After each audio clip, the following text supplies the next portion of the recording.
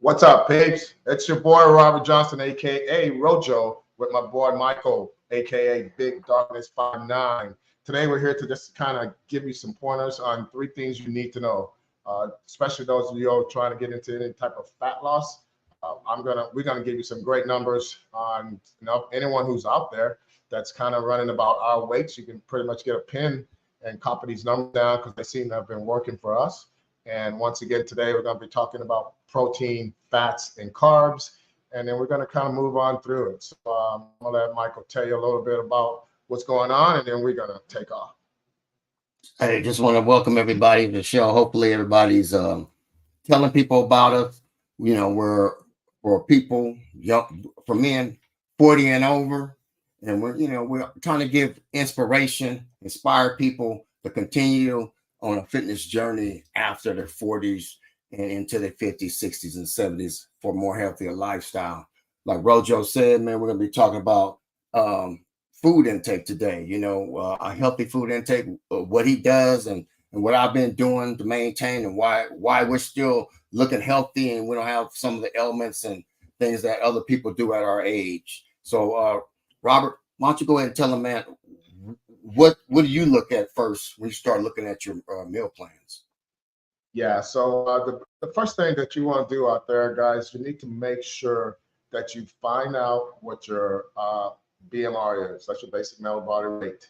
If you're wondering how to do that, just feel free to go ahead and post a comment, leave us your email address, and we'll send you a calculator on how to actually go about getting that. I think that is the most important thing that you need to know before you even can move forward, because your metabolic body rate is telling you what your body needs to consume just to maintain to where you are. So if you're trying to lose weight, then there's a difference. If you're trying to gain weight, there's a difference. And that difference is 25%, believe it or not. So if you go into a calculator and say you find out that your BMR is 2,500, you minus the 25%, and then that's going to be your range of food intake that will definitely help you metabolize your foods a lot faster and help you reach those goals. What I always try to tell people is that there's no need to go on an extreme diet to try to lose weight, because once you go into an extreme diet, the chances of you staying with that diet is going to be probably 1 out of 10 of staying with it, because you're going to start to crave things that you once had, and it's just tough to do that. What else? Something else I would like to add to that is this: is that if you're going to go into any type of change, food change, stuff like that, whatever you've been eating right now, don't try to go cold turkey. Just go ahead and look at your meal plan that you're eating right now, and then just place one good meal each other day, or however you want to do that, and then just try to get to the point to where you got 4 solid meals in. Once you get the 4 solid meals in, then you can start to look at numbers in general, and that's that BMR that we talked about. So those of you who are out there who are ready to go and ready to jump into it, and you've already started eating habits, once again, I'm gonna be redundant by saying, get your BMR, quit guessing at the numbers. MyFitnessPal is my friend. I started doing this, and I've been doing this for 40 years, and I was pretty enlightened about the things that it shows you exactly right there, and you kind of go, oh my God, I'm almost at my level, or whatever, however you look at it with the numbers. But it's just a good reminder on that you need to maintain a food supplement program where you're eating the meals on time and making sure that you get all your numbers in through a day's period. For example, myself, I am 240 pounds. Okay. So my goal is to drop weight. I want to drop 2 pounds a week. Now, how am I going to go about doing that besides cardio? Of course, it's my food intake. So I went into it and put in percentages and told them what I need to do.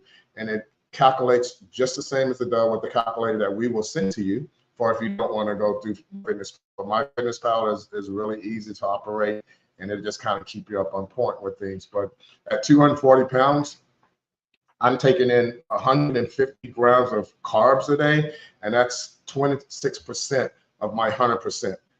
My protein is 204 grams. You always want to take at least 1 gram of protein per body weight, and that will allow you to maintain your muscle. The last thing you want to do is deplete your protein, because protein is aminos. Protein is what's going to help rebuild the muscle, And as you train, remember, you're not there building muscle in the gym.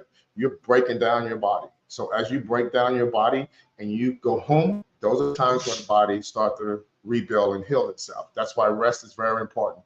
Water is very important. Making sure you're on a scheduled eating process to make sure that your body is ready to utilize your foods as intended. My fats is at 83 grams of fat. That's 32%. Now, that 32%, as you notice, is higher than my carb intake. Why? Because I'm taking in the right fats. I'm taking in the fats that my body's going to utilize.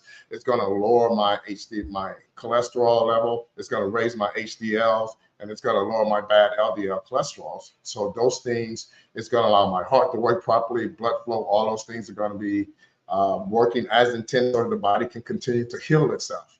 Those sources that I prefer is more of olive oil, canola oil, peanut oil, avocados, pumpkin seeds, and peanut butter. Those things like that is something that your body will actually utilize. And as I stated, it will So when you talk about that, you might want to hear about that again. What kind of fats are you talking about? Those are your good fats. And yes, those are monosaturated fats. Those are the ones that we call our good fats.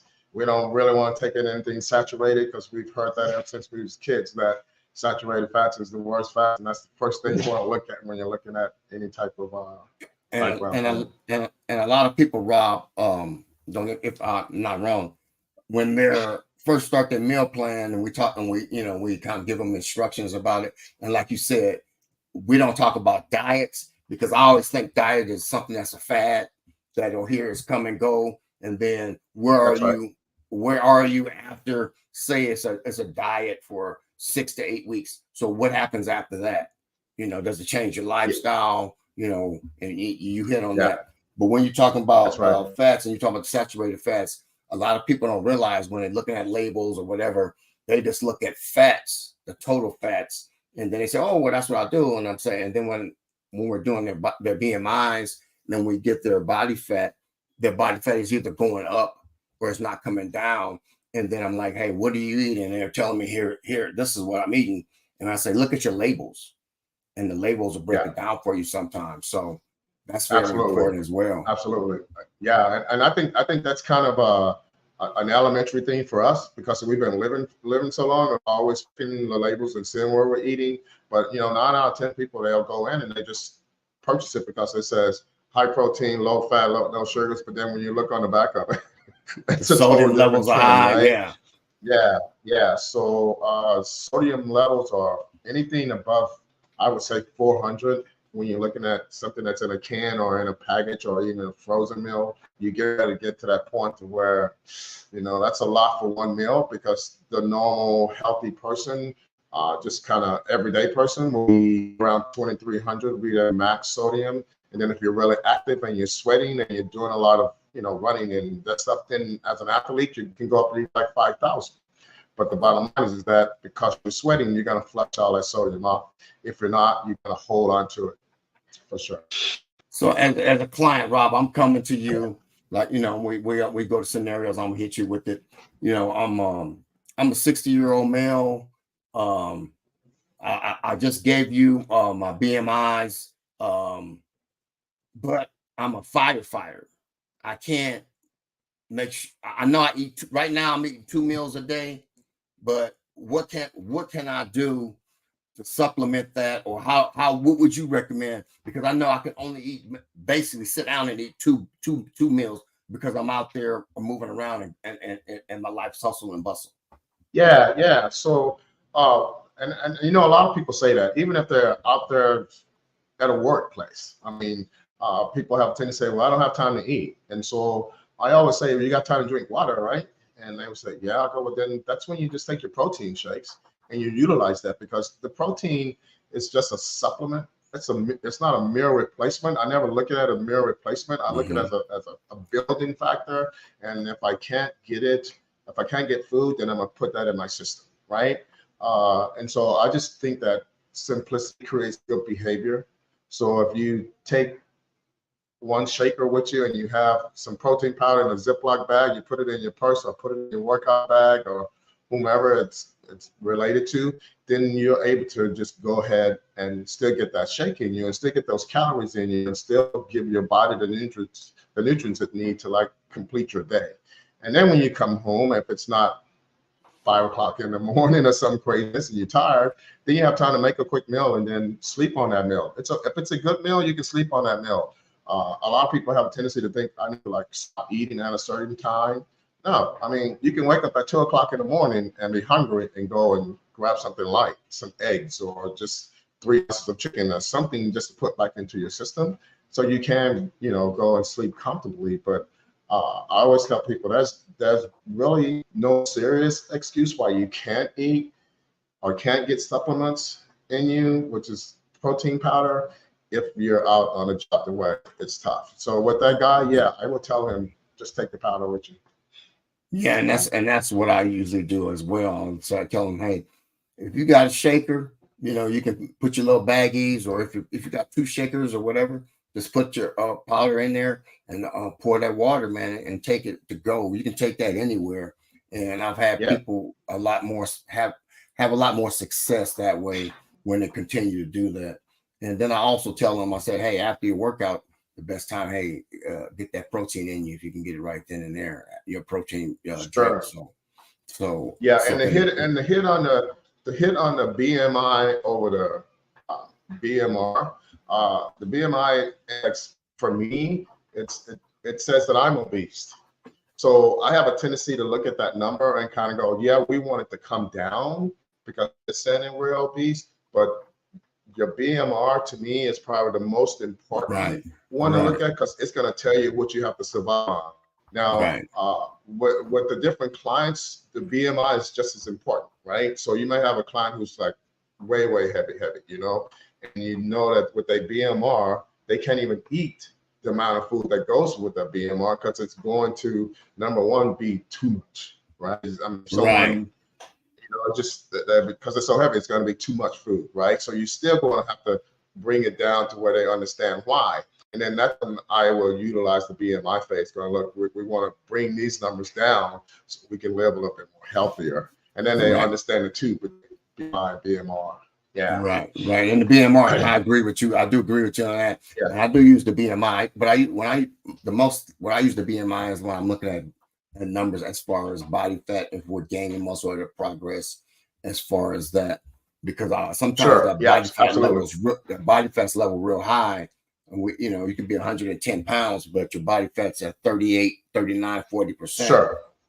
Absolutely. You live in a dangerous realm. So, absolutely. The BMR is the great tool, and then I kind of piggyback off the BMI and to make sure that Yeah, the BMI is a number that I really utilize when I see that the client who has come in or the person that I'm talking to have a tendency to have an issue with food. When you say you need to eat this amount, I can't eat this amount of food. I can't. I go, okay, we need to bring this BMI down, and then this is how we're going to do it. So try to take their mind away from the fact of the calorie count and more of the fat, fat percentage. Yeah, absolutely. But now it's when you're talking about over the long haul now, how do you measure that? Say, like I said, I'm that guy, and now I've lost the weight, I'm eating healthier, but what's going to keep me? What do you tell your clients, or how do you get them to that point where, hey, you know what, food, don't make food your enemy, make it your friend? And how do you get to that point? Sure. So I think what I try to do, it's almost, man, this sounds very immature, but I try to just give them some excitement, you know what I mean? That's really not there, but something to get them going in the right direction, because people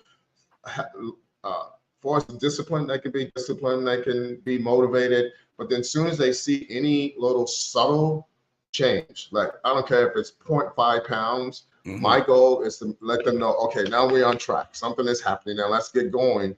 And then I'll kind of feed them into getting back to that whole concept of, like, as you were stating, was like, you just want to make sure that they understand that everything that they're doing can always be better. You know what I'm saying? If that makes sense, that it can be better. So, and then, but if you say you're not doing it, you need more, and they're not feeling like you're supporting them, like I lost a pound, I never lost a pound in my life, and they're gonna go, I don't want to do this anymore.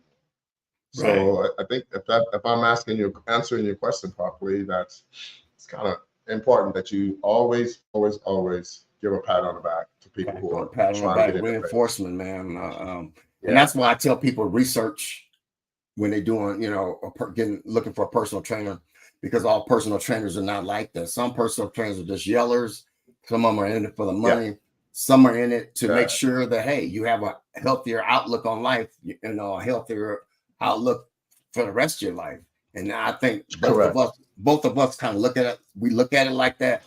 When I look at a person, I want them to be healthy down the road. And I tell them, I say all the time, hey, I want you to be here for your kids, your grandkids, and your grandkids' kids.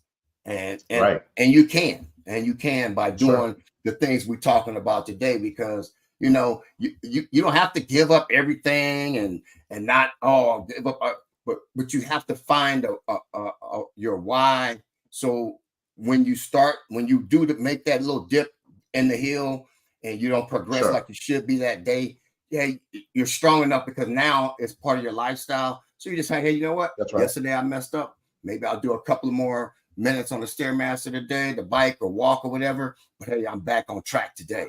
And that's when you're in a fitness lifestyle, because one, it bothers you, and two, the next day you're right back on track. You're not backsliding where now all of a sudden today, tomorrow, next week, the following week, it's a month, and now you're going to gain 10, 15 pounds back over a 2 or 3 month period. And now you're farther down the list, down the hole than you were when you started.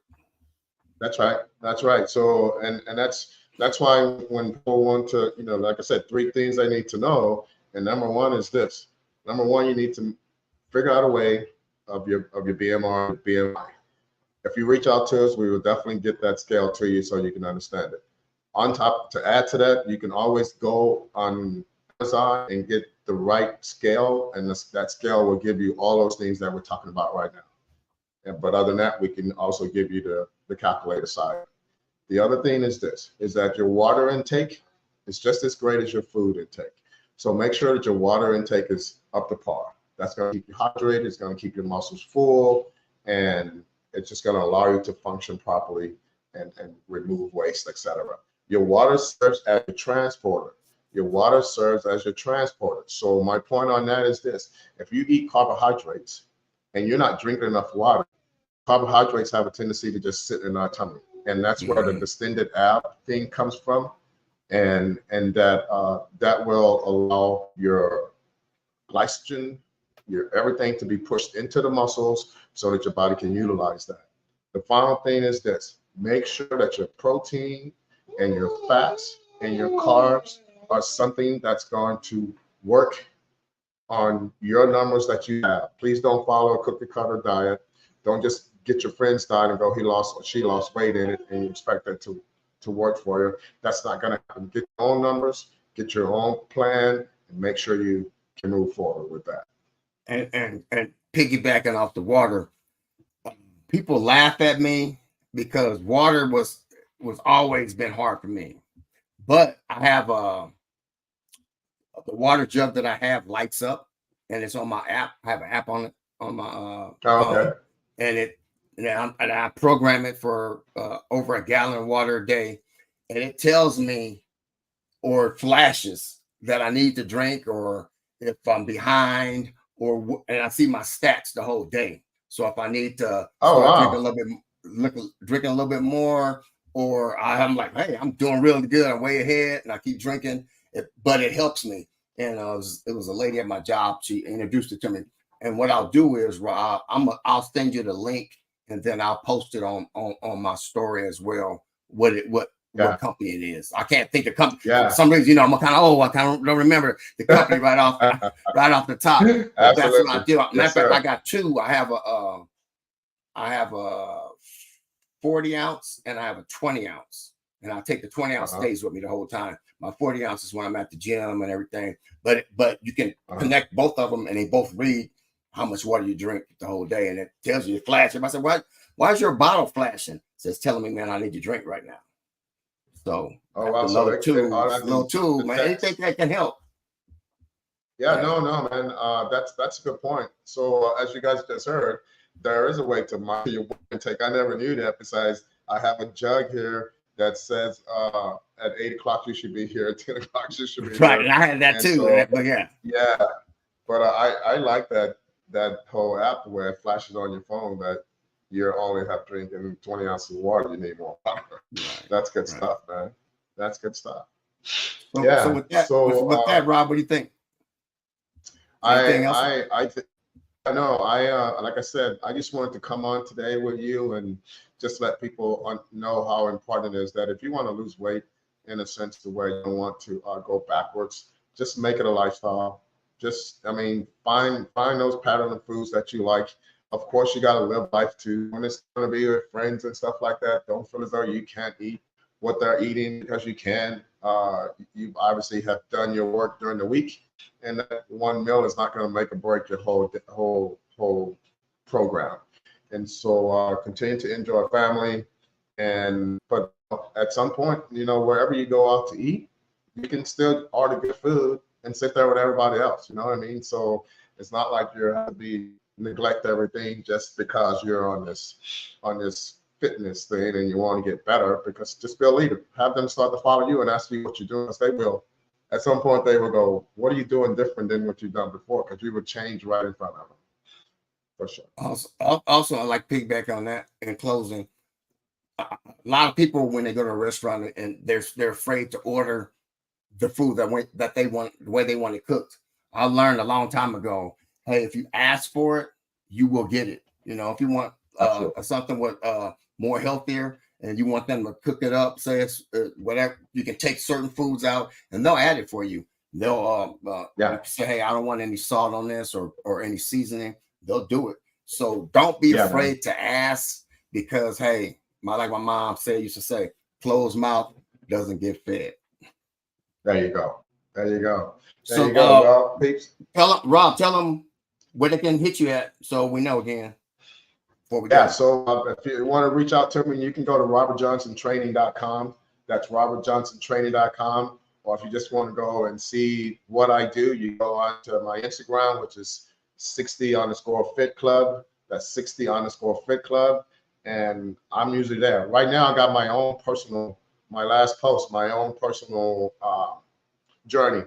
My challenge, how everyone look at it, is that I want to lose at least 10 or 15 pounds, say within the next 45 days or so.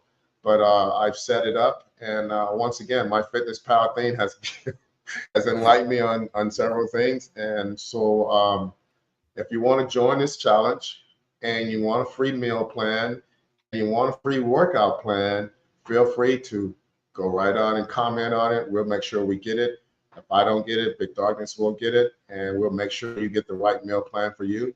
Only one thing that I ask for you to do is please, let's get this calculated to you. So when I do create your plan, that you will be able to start off properly and not me just guessing from what you say. So reach out to me and let us know, and we'll make it happen.